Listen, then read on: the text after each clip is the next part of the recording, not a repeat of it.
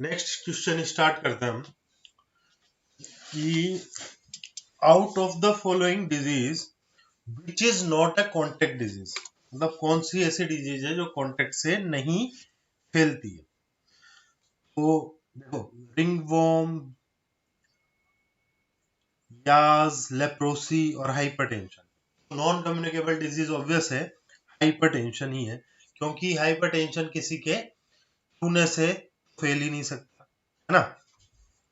सबसे पहले हम बात करते हैं, फर्स्ट टर्म जो हमें ये ऑप्शन दिया है ये है रिंगवर्म। रिंगवर्म क्या है? एक फंगल इन्फेक्शन है, और ये जिस जिस जगह पे, अलग अलग जगह पे रिंगवर्म होता है तो उसका नाम उसी अकॉर्डिंग है, जिस जगह पे होगा उसी के अकॉर्डिंग उसका नाम दिया हुआ है। जैसे अगर फुट पे हो रहा है, फिट पे हो रहा है तो टीनिया पेडिस, स्काल्प पे है तो टीनिया हेपाइटिस, बॉडी पे, अगर पूरी बॉडी पे है तो टीनिया कॉर्पोरिस,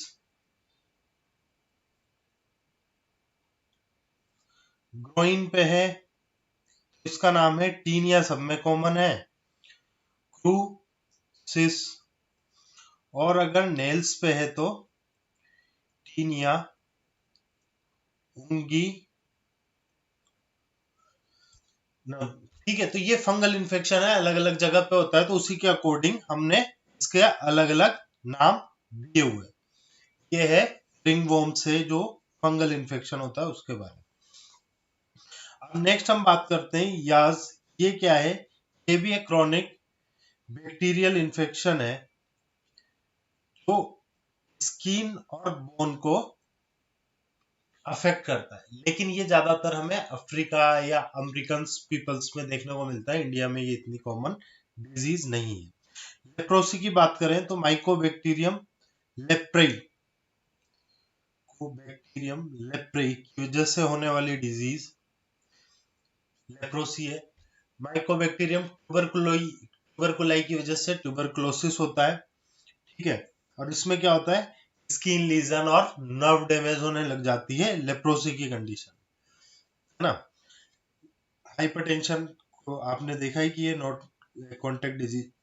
हाइपरटेंशन को साइलेंट किलर भी बोलते हैं, पता ही नहीं लगता किस वजह से पेशेंट की डेथ हो गई, तो मतलब किस वजह से पेशेंट मर गया पता ही नहीं लगता।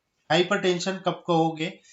जब बीपी बढ़ जाए, उसी को हाइपरटेंशन कहते हैं ना। कितना बढ़ जाए? नॉर्मली कितना है, मतलब 120/80। ये तो एक बिल्कुल परफेक्ट, ये मान लो कि ये सिस्टोलिक ब्लड प्रेशर है, डायस्टोलिक ब्लड प्रेशर। अगर 140/90 से ज्यादा अगर बीपी बढ़ जाए, हायर हो जाए, तो उस कंडीशन को हम बोलते हैं हाइपरटेंशन, ठीक है। हाइपरटेंशन के क्या सिम्टम्स है? ब्लरी विजन हो जाता है ना, हेडेक होगा, डिजीनेस होगी, इस तरह के सिम्टम्स आते हैं, हाइपरटेंशन की कंडीशन बनती है। इस तरह से अब इसने पूछा कि नॉट ए कॉन्टेक्ट डिजीज या नॉट ए कम्युनिकेबल डिजीज, जो एक दूसरे को छूने से नहीं फैलती, तो सीधी सी बात है हाइपर टेंशन ही है। नेक्स्ट हम बात करते हैं the start of maturation is cold. Maturation है, मेचुरेशन साइकिल है, उसका जो स्टार्ट होता है उसको क्या बोलते हैं हम? उसको बोलते हैं मीनार के। नॉर्मली ये 12.5, 12.5, या मतलब ऐसे बोलो कि 10 से 16 साल की एज में, लगभग 12 से 13 मोस्ट कॉमन हो गया। इस टाइम पे जो मेस्टुरल ब्लीडिंग स्टार्ट होती है, जो फर्स्ट ब्लीडिंग होती है, उसको मीनार के बोलते हैं, ठीक है। ओलिगोमेनिरिया है इनफ्रीक्वेंट जो ब्लीडिंग होती है नेचुरल साइकिल में, उसको हम ओलिगोमेनोरिया बोलते हैं। और इसी तरह से मीनार के मतलब फर्स्ट स्टार्ट, और मीनोपोज मतलब जब एंड ऑफ मेचुरेशन होता है उसको हम बोलते हैं मीनोपोज, एंड ऑफ मेचुरेशन। इसकी क्या एज होती है? 45 टू 55 ईयर ऑफ एज। क्या होता है? सिजेशन ऑफ मेचुरल साइकिल, उसको बोला जाता है मीनोपोज। और मिनोरिया क्या है? heavy, prolonged bleeding with menstrual cycle, इसको बोलते हैं हम मेनोरेजिया, प्रोलॉन्ग्ड मेंस्ट्रुअल साइकिल। जैसे डिस्मेनोरिया मतलब पेनफुल ब्लीडिंग, ठीक है। इस तरह से अलग अलग टर्म्स दी हुई है, तो आपको देखना है। A group of people organized for a particular purpose or a limited number of purpose is known as। अब देखो, group of people organize from a particular purpose, एक पर्टिकुलर पर्पस के लिए कुछ लोगों ने मिलके ग्रुप बनाया, ठीक है। और लिमिटेड मतलब बिल्कुल लिमिटेड पर्पस है, तो उस चीज को हम बोलते हैं एसोसिएशन। किसी पर्टिकुलर पर्पस, एक या एक दो ही पर्पस के लिए आपने एक ग्रुप बनाया, उसको हम बोलते हैं एसोसिएशन। इंस्टीट्यूशन क्या होता है? इंस्टीट्यूशन है large organization for particular purpose, ये भी पर्टिकुलर पर्पस के लिए है, but with set rule ideas and performance procedure, ये सेट होते हैं, तो उस चीज को हम बोलते हैं इंस्टीट्यूशन। एक लार्ज ग्रुप है, ठीक है, फॉर पर्टिकुलर पर्पस। ये भी एसोसिएशन भी ग्रुप है पर्टिकुलर पर्पस के लिए, लेकिन ये स्मॉल ग्रुप है। कम्युनिटी क्या है? कम्युनिटी है group of people with particular geographical area, particular geographical area.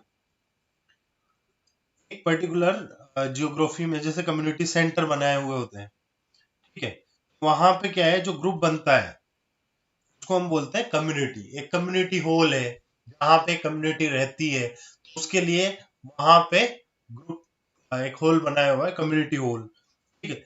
Society क्या है? सोसाइटी क्या है? जो अपने आप में दो या दो से ज्यादा कम्युनिटी को इन्वॉल्व करके रखती है। Large more community involve in this group called society.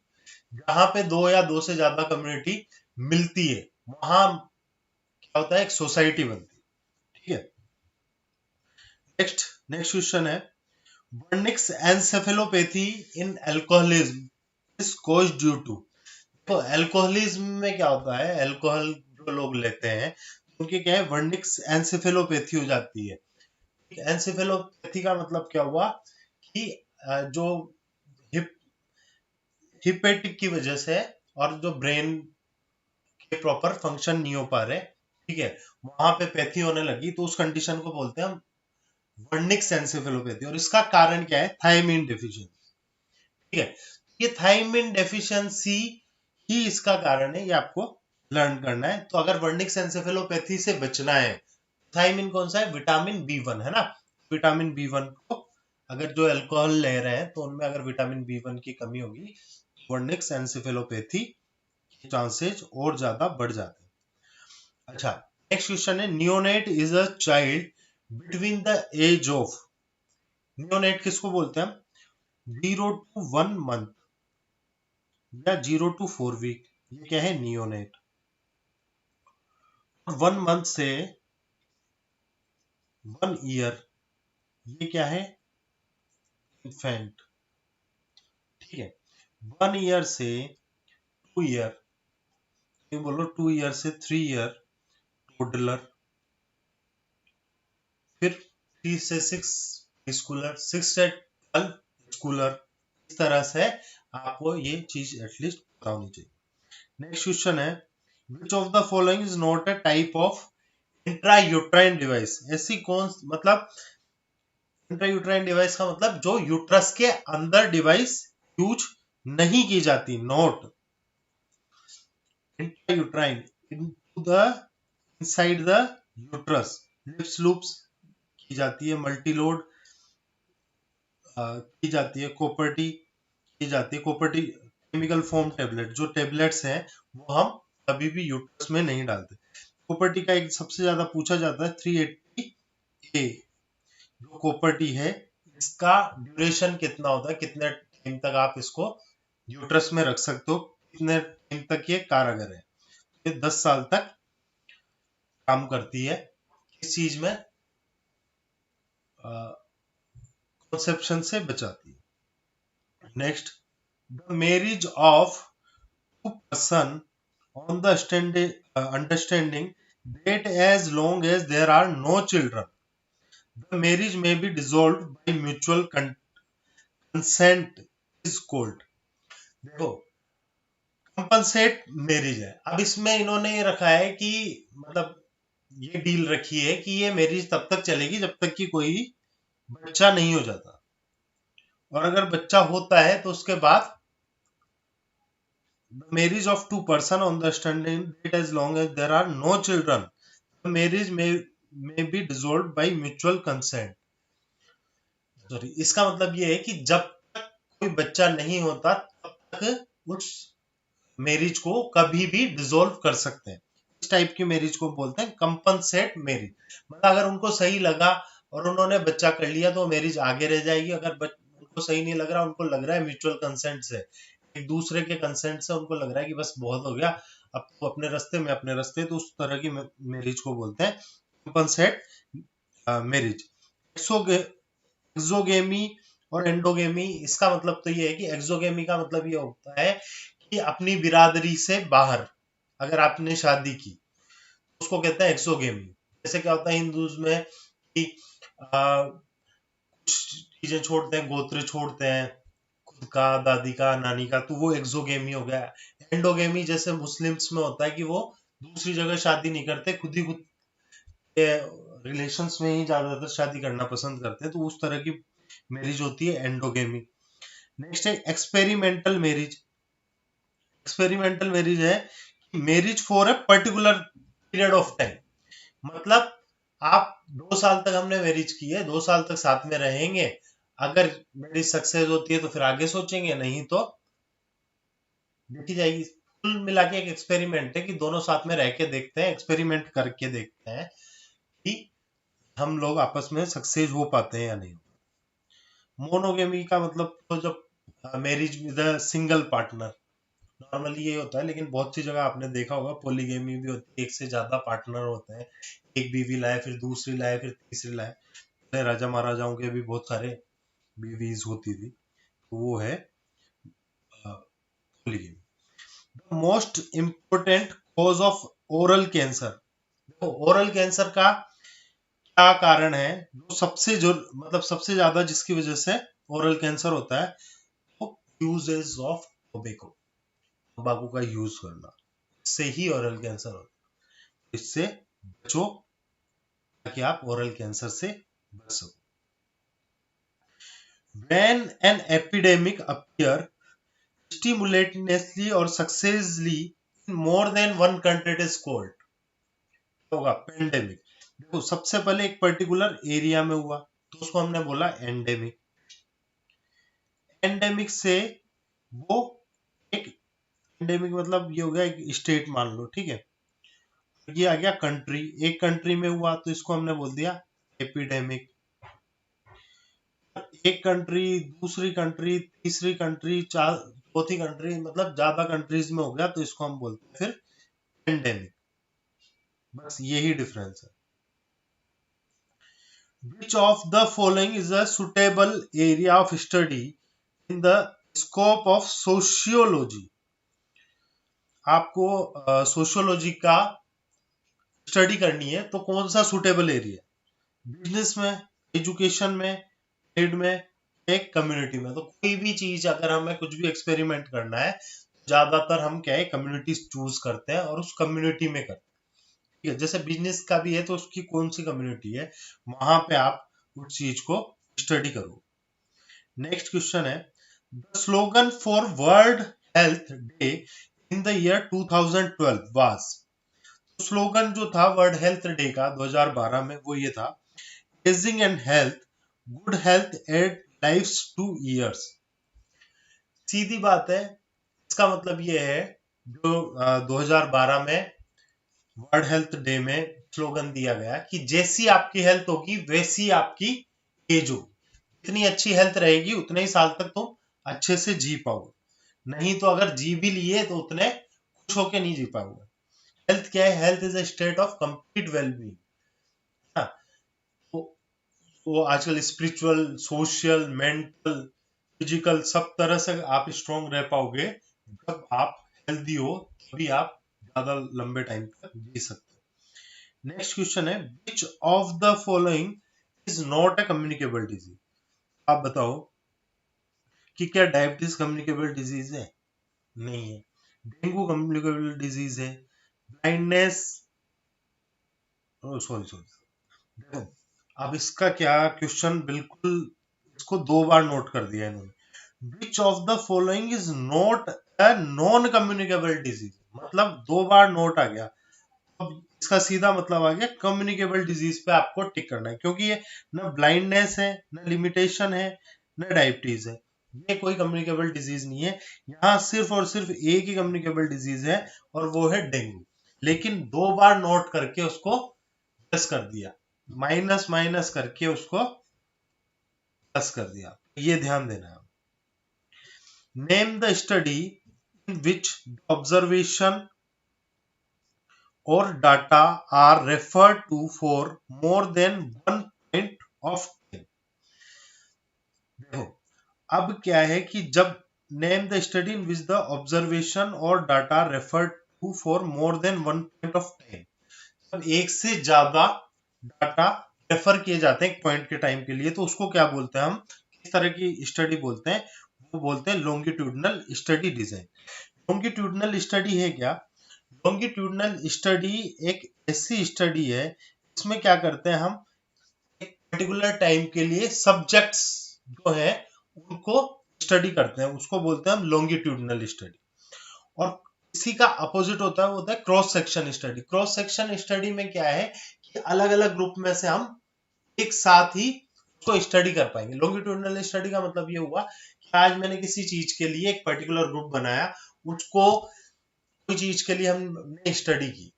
जैसे मानो कि हमने कहा कि अगर एक महीने तक कोई व्यक्ति ये चीज खाता है, लहसुन खाता है, तो उसके कितने चांसेज हैं कि कार्डियक फेलियर होने के कितने चांसेज कम हो जाते हैं।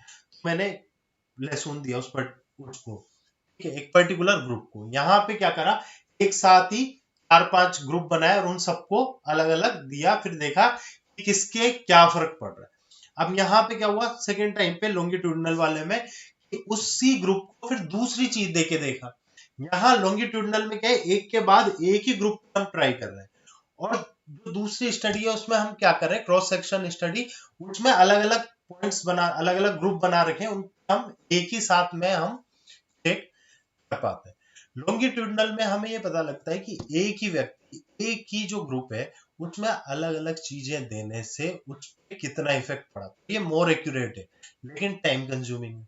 यहाँ पे क्या है कि अलग अलग लोग हैं और अलग अलग चीज की है, तो लगभग जो रिजल्ट है वो तो सेम आना है, लेकिन एग्जैक्ट रिजल्ट वेरिएशन करता है अलग अलग लोगों में, इसलिए थोड़ा डिफर हो सकता है। इसलिए लॉन्गिट्यूडनल स्टडी डिजाइन है ये one point of time, more one point of A time, ज्यादा चीज को हम देख सकते हैं। नेक्स्ट है, अच्छा, जो एक्सपेरिमेंटल स्टडी है इसमें 3 स्टेज होती है। जैसे सबसे पहले क्या होता है, क्लिनिकल ट्रायल होते हैं, फिर वो क्लिनिकल ट्रायल सक्सेस होते हैं, फिर कम्युनिटी ट्रायल्स होते हैं, फिर कम्युनिटी ट्रायल्स के बाद फील्ड ट्रायल्स होते हैं। तो इस तरह से ये एक्सपेरिमेंट किए जाते हैं, स्टडी की जाती है। Which of the following is not pathological waste? देखो पैथोलॉजिकल वेस्ट किस में जाते हैं, येलो बैग में, और येलो बैग से फिर क्या होता है, उसका इंसिनरेशन होता है।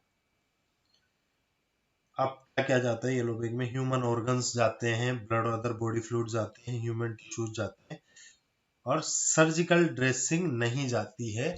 सोइल्ड जो अगर पार्ट है तो वो जाएगा, ड्रेसिंग वगैरह नहीं जाती, ठीक है। नेक्स्ट हम बात करते हैं mild grade of grade of mental deficiency is confirmed when the child has an intelligence quotient that varies between. देखो, अब इसमें हम ये देख रहे हैं कि इंटेलिजेंस में जो मेंटल डेफिशिएंसी है उसकी ग्रेडिंग को देख रहे हैं ना। तो आईक्यू रेंज के अकॉर्डिंग, आईक्यू रेंज अगर 130 और अबोव है तो उसको हम बोलते हैं वेरी सुपीरियर, बहुत सुपीरियर है, बहुत ज्यादा आईक्यू है। और अगर 120 से 129 है तो उसको हम बोलते हैं सुपीरियर।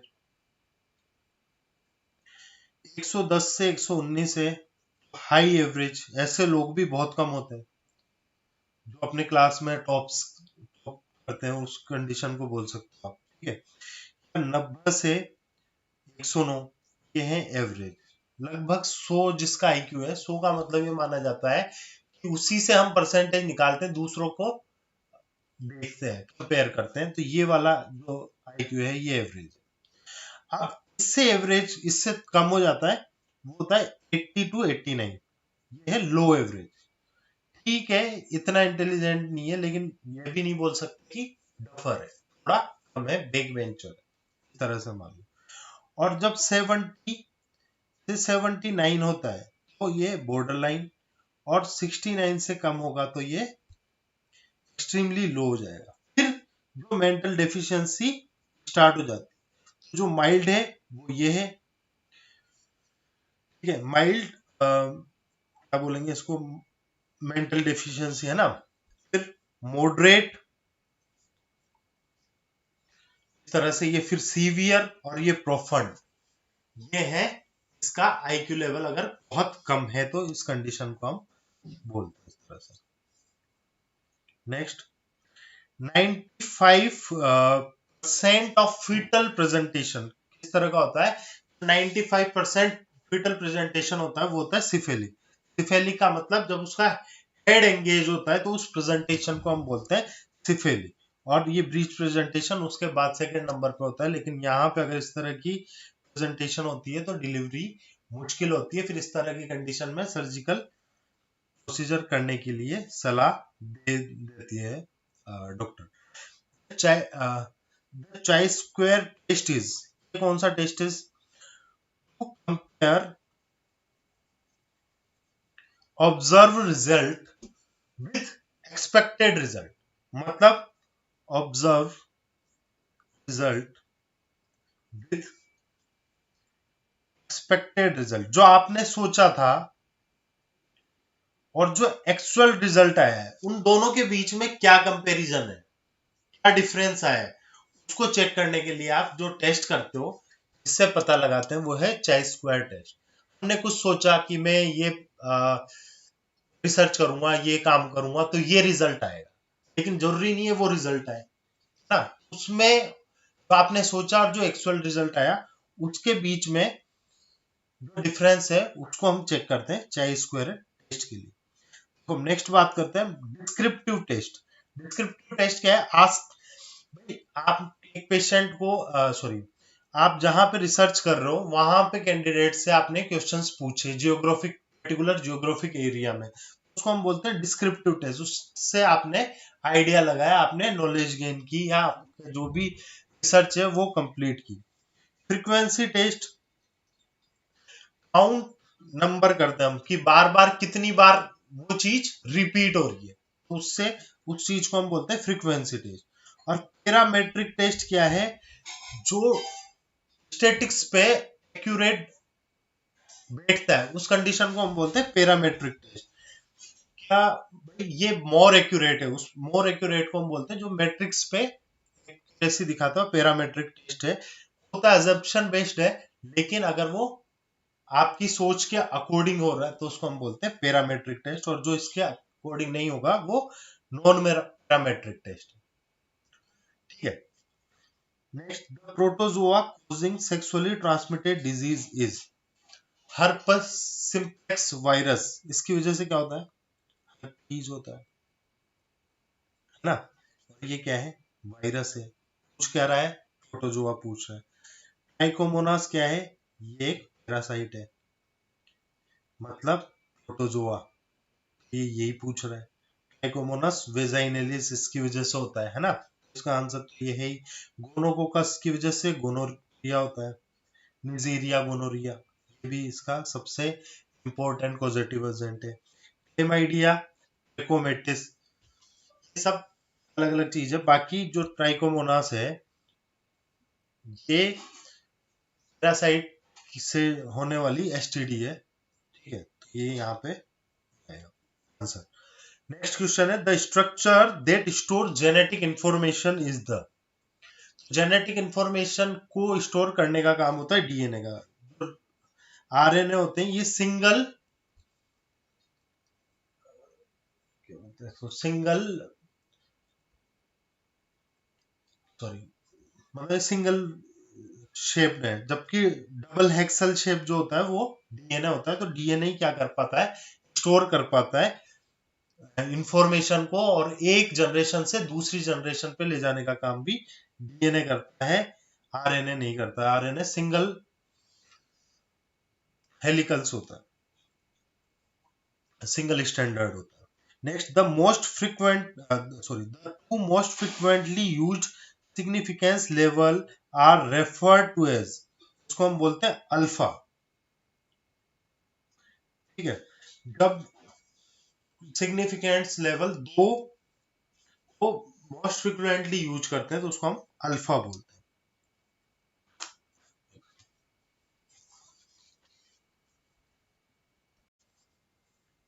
अब फिफ्थ डिसिप्लिन है, ठीक है, उसका फर्स्ट क्वेश्चन है 95% ऑफ फीटल प्रेजेंटेशन आर। तो ज्यादातर जो फीटल प्रेजेंटेशन देखने को मिलती है हमें वो कौन सी देखने को मिलती है, सिफेलिक प्रेजेंट। 95% में जो प्रेजेंटेशन होती है वो सिफेलिक प्रेजेंटेशन होती है। उस सिफेलिक प्रेजेंटेशन का मतलब क्या हुआ, जब हेड एंगेज होता है, मतलब सबसे पहले डिलीवरी किसकी होगी, हेड की होगी। इस प्रेजेंटेशन का मतलब बटक्स इन्वॉल्व है, शोल्डर इन्वॉल्व है, ये अलग अलग तरह की प्रेजेंटेशन है, लेकिन मोस्ट कॉमनली और मोस्ट फेवरेबल जो प्रेजेंटेशन है वो सिफेलिक प्रेजेंटेशन। नेक्स्ट चाई स्क्वाड टेस्ट इज है। चाई स्क्वाड टेस्ट क्या है, ये एक नॉन पैरामेट्रिक टेस्ट है।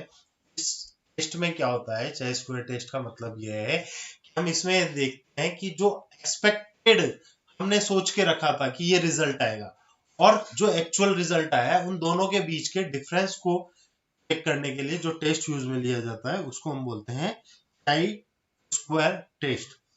नेक्स्ट आपका क्वेश्चन है third, protozoa causing sexually transmitted disease. Protozoa से कौन सी एसटीडी है, इनमें से होती है, सारी की सारी एसटीडी है। हर्पीस वायरस से हर्पस सिंप्लेक्स वायरस से हर्पीस होता है। ट्राइकोमोनस वेजाइनलिस, ये प्रोटोजोआ यानी एक पैरासाइट से होने वाली डिजीज है प्रोटोजोआ। वायरस तो लिख ही रखा है यहाँ पे। गोनोकोकस क्लेमाइडिया, ये दोनों बैक्टीरिया है। हाँ, gonococcus gonorrhoea, gonorrhoea Neisseria gonorrhoea, chlamydia trachomatis, ठीक है। ये क्या है, बैक्टीरिया है। तो यहाँ सिर्फ और सिर्फ एक के ट्राइकोमोनस ही है जो प्रोटोजोआ की वजह से, पैरासाइट्स की वजह से होने वाली डिजीज है। नेक्स्ट बात करते हैं हम the structure that store genetic information. तो जेनेटिक इंफॉर्मेशन को स्टोर करने का काम कौन करता है, सिर्फ और सिर्फ डीएनए। आरएनए जेनेटिक इंफॉर्मेशन को स्टोर नहीं करता, सिर्फ डीएनए करता है। डीएनए क्या होता है, डबल स्टैंडर्ड जेनेटिक यूनिट होती है, जिसके अंदर क्या क्या चीजें होती है, चार स्ट्रक्चर होते हैं, उसको हम देखते हैं। बायोलॉजिकल इंफॉर्मेशन को एक सीक्वेंस में रखता है और वो सीक्वेंस है एडेनिन, थाइमिन, साइटोसिन और ग्वानिन, ठीक है। ये चार स्ट्रक्चर मिलके एक डीएनए बनाते हैं। अब जबकि हम अगर आरएनए की बात करते हैं, आरएनए में क्या होता है, एडेनिन, ग्वानिन, तीसरा यूरेसिल और फोर्थ साइटोसिन। यहाँ डिफरेंस क्या है, सिर्फ और सिर्फ एक ये यूरेसिल का डिफरेंस है। ये आरएनए में यूरेसिल होता है और यहाँ पे थाइमिन होता है। आपको ध्यान रखने की चीज है, ये भी क्वेश्चन बहुत सी बार पूछ लिया जाता है। ठीक, जो डबल स्टैंडर्ड होता है उसको डीएनए बोलते हैं। ये क्या करता है, जेनेटिक इंफॉर्मेशन को बायोलॉजिकल सीक्वेंस में अपने पास इकट्ठा रखता है। और जो राइबोस आरएनए है, ये क्या करता है, सिंगल स्टैंडर्ड होता है। ये 4 टाइप के होते हैं, जैसे हमने देखा यहाँ पे भाई आरएनए, ये क्या करेगा, कैरी करता है, ट्रांसफर आरएनए बोलते हैं इसको। ये क्या करता है, carry amino acid to ribosome ना during protein synthesis. Protein synthesis के टाइम पे ये एमिनो एसिड को राइबोसोम को ट्रांसफर करने का काम करता है, इसलिए इसको हम बोलते हैं टीआरएनए। ऐसे ही एमआरएनए, एमआरएनए का मतलब हो गया मैसेंजर आरएनए।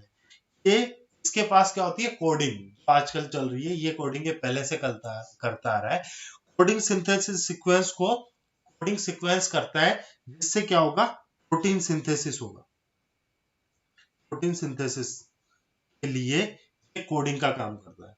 और जो एक आरएनए होता है, उसको बोलते हैं राइबोसोमल आरएनए। ये क्या करता है, डायरेक्टली प्रोटीन सिंथेसिस का काम करता है।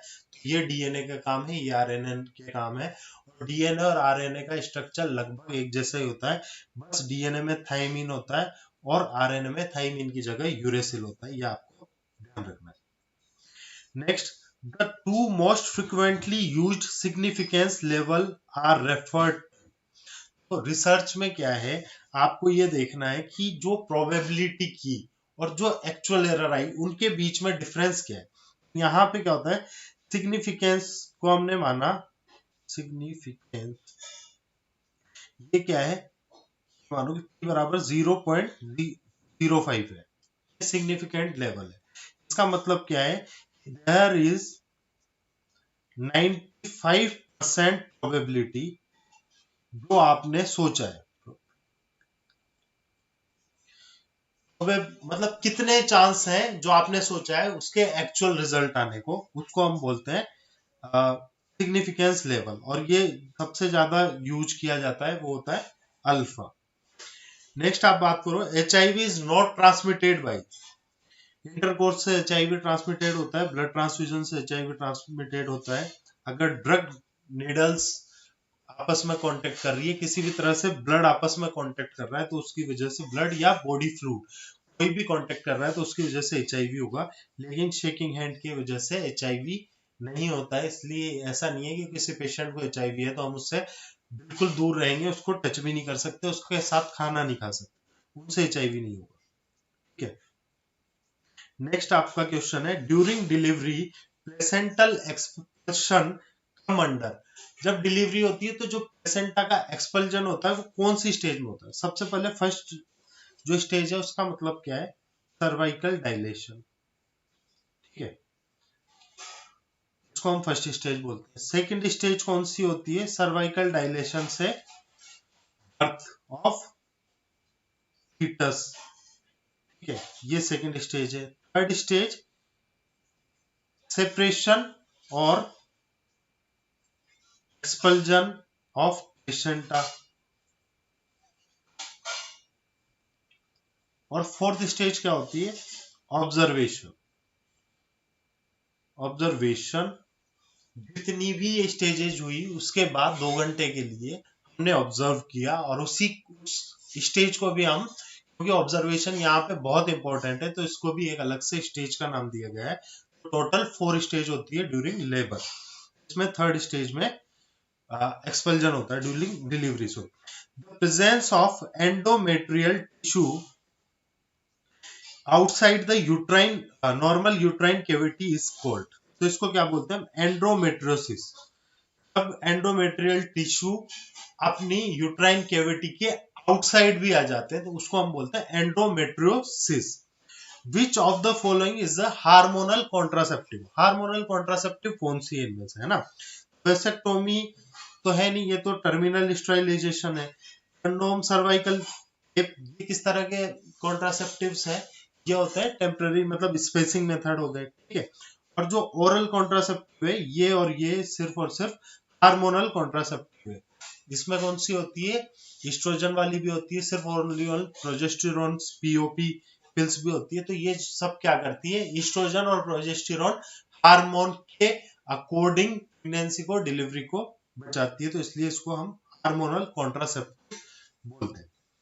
नेक्स्ट है आपका the minerals content in the bone can be calculated by, ना जो बोन्स के अंदर मिनरल्स हैं उसको हम कैसे कैलकुलेट करते हैं, एक्सरे से नहीं करते, ड्यूल एनर्जी एक्सरे एब्जॉर्बोमेट्री इससे करते हैं। इसमें क्या होता है कि एनर्जी कितनी एब्जॉर्ब हुई उसके अकॉर्डिंग हम आइडिया लगाते हैं कि कितने मिनरल्स हैं इस बोन्स में कंटेंट है। स्पेक्ट्रोमीटर क्या होता है, इससे आप ये पता लगाते हो जेनोमिक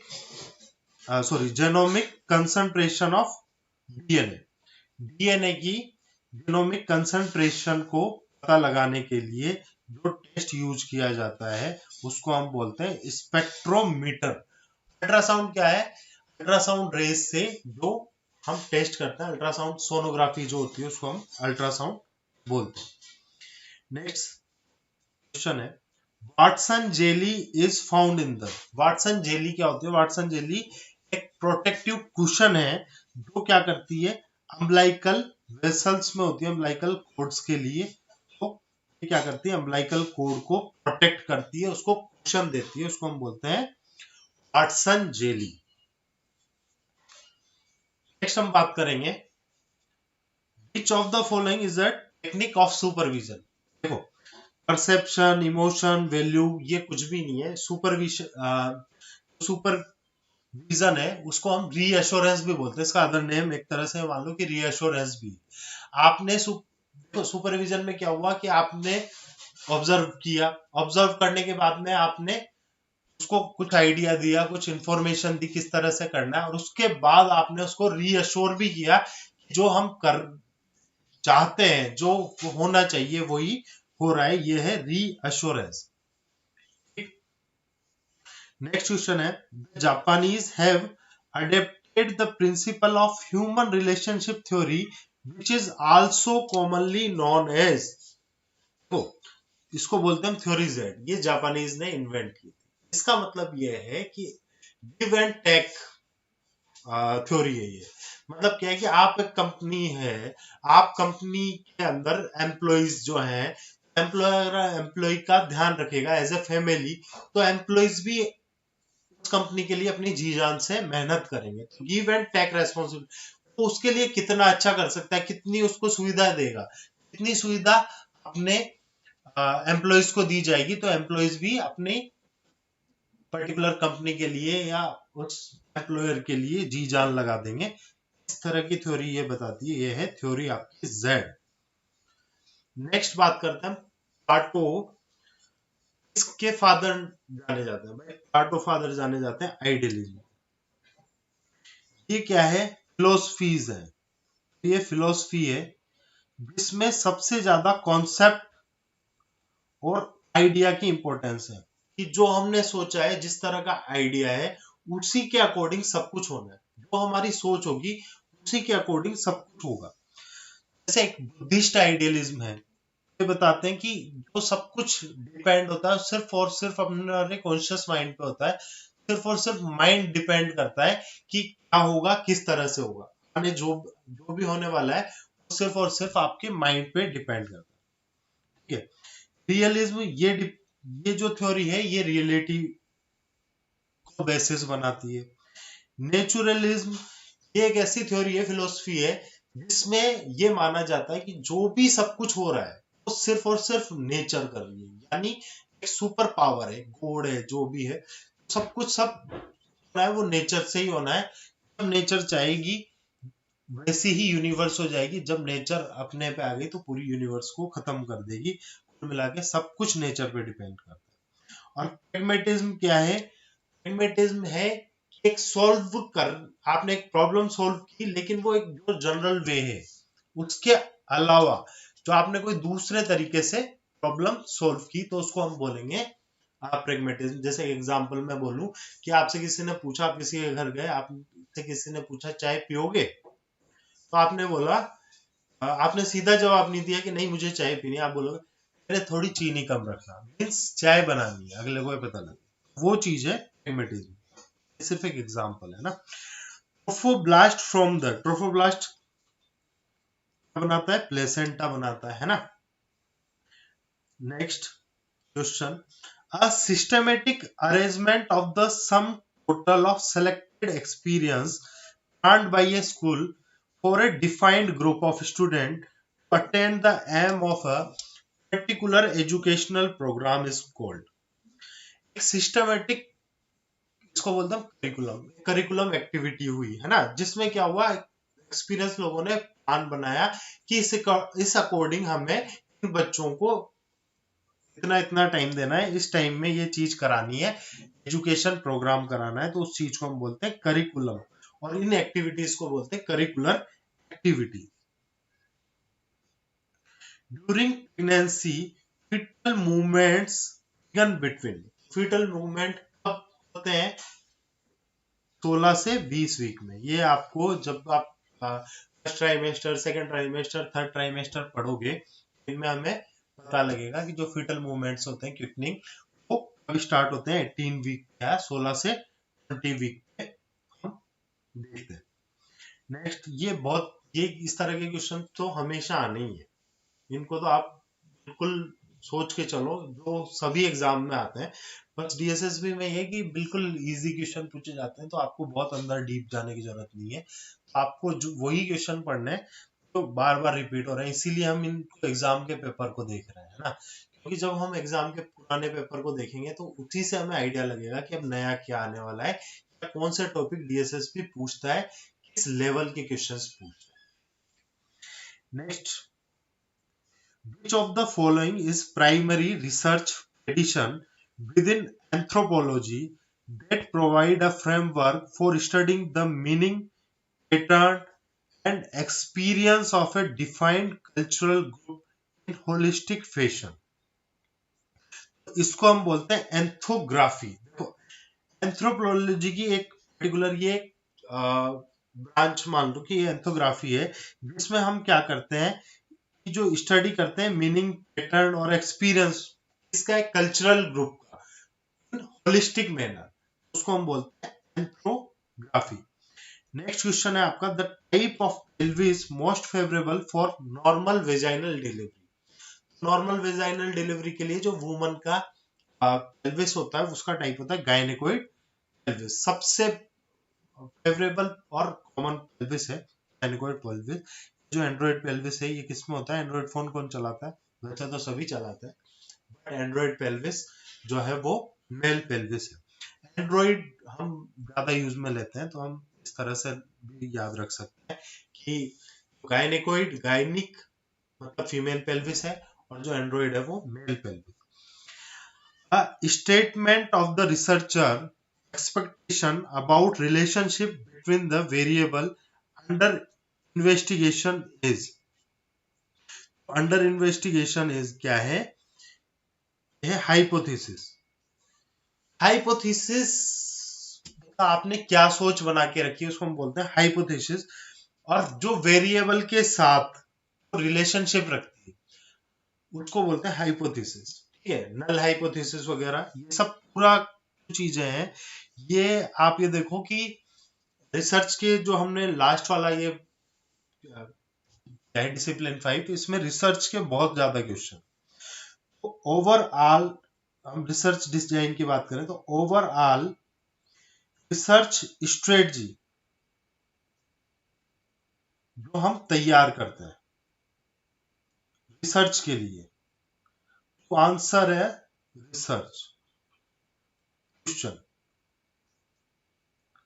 सबसे पहले क्या होता है, हम रिसर्च एक क्वेश्चन डिसाइड करते हैं कि हमें किस चीज की रिसर्च करनी है, और उस रिसर्च को करने के लिए जो हम पूरी की पूरी रिसर्च स्ट्रेटजी तैयार करते हैं उसको बोलते हैं हम रिसर्च डिजाइन। हाइपोथेसिस इसी में है, वो है क्या है, पॉसिबल अजम्पशन। आप सोच के चलते हो यार ये हो सकता है, ठीक है, अगर वैसा का वैसा हुआ या उसके डिफरेंट हुआ, उसी को बोलते हैं नल हाइपोथेसिस। जो हमने अभी देखा था कि अल्फा है, सिग्निफिकेंस क्या है, वो सब हाइपोथेसिस पे डिपेंड करता है। तो क्या अजम्पशन लेके हम चल रहे हैं, वो उस चीज को हम हाइपोथेसिस मान के चलते हैं। तो ये था आपका आज का टॉपिक। धन्यवाद।